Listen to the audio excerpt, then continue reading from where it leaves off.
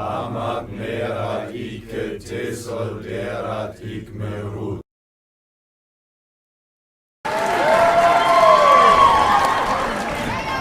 Most people will have heard this argument before. All men are mortal, Socrates is a man, therefore Socrates is mortal. It's often people's first introduction to a syllogism. A syllogism is a form of deductive argument. Keeping to the most basic idea, a deductive argument comes in the form of two premises and a conclusion. From the two premises, a conclusion is deduced. We saw this basic idea in the previous two videos on modus ponens and modus tollens. Another form of basic argumentation is an inductive argument, something we will look at in a future video. For now though, we'll continue to focus on this deductive argument. The argument takes the basic form, all A's are C, B is an A, therefore B is a C. Let's break this basic form down a little bit. In the first premise we can see that A refers to a particular category of things, in this case men. The first premise also declares that all things in category A have property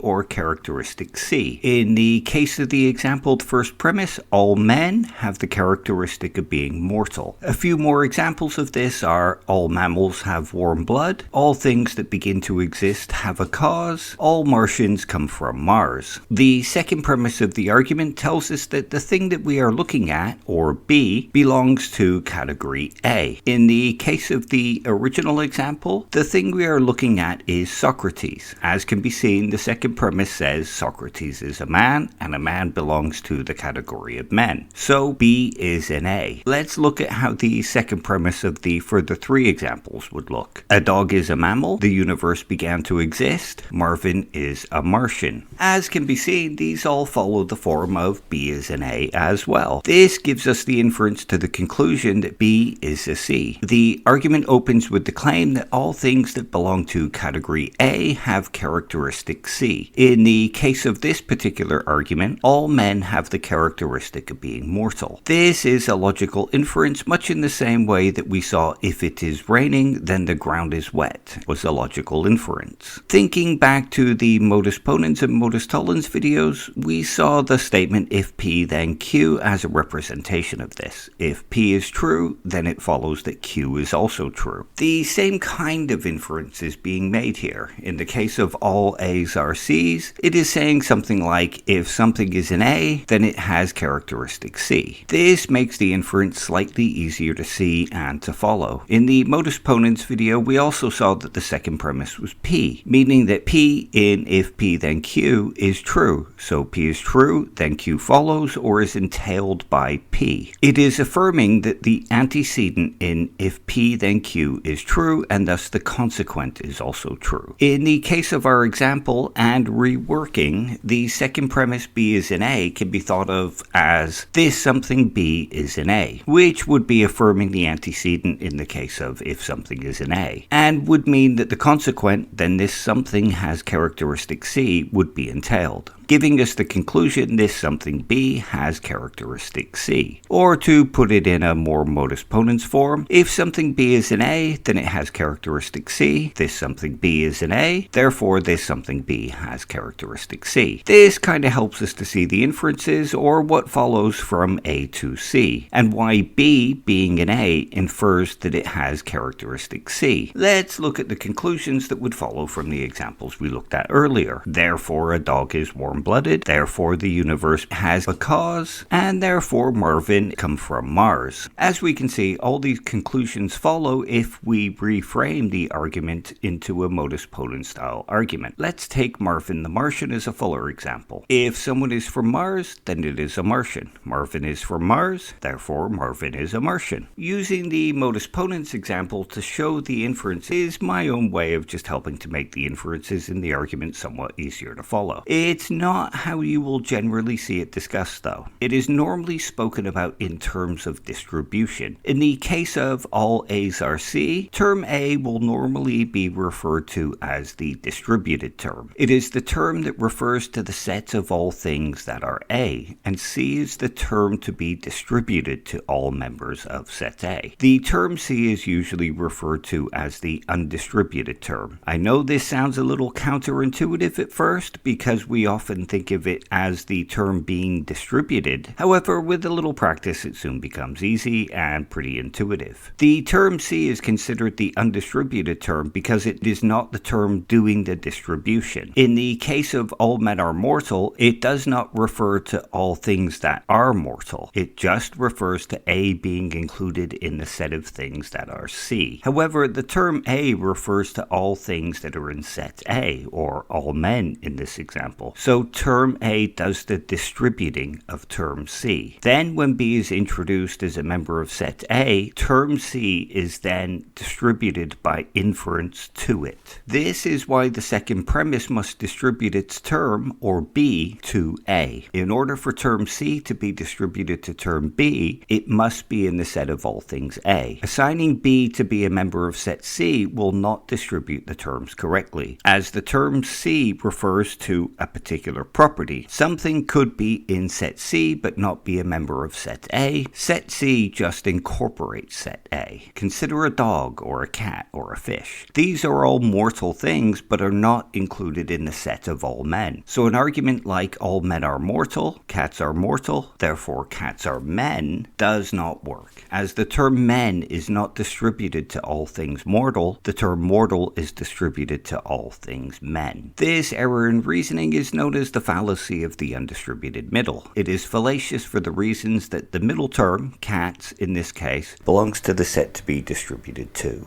rather than the term that distributes the property to all men. Anyway, that was a quick look into this kind of deductive argument or syllogism. It shows how we can use inferences in premises to draw conclusions about an individual based on the whole, as well as why the inferences work and where we can go wrong using them. Hopefully this helps you understand it a little more. We also briefly discussed the idea of inductive and deductive arguments and how this argument form is deductive. We also looked at the idea of a syllogism. These are things that we will look at more in future videos, along with ideas like validity and soundness.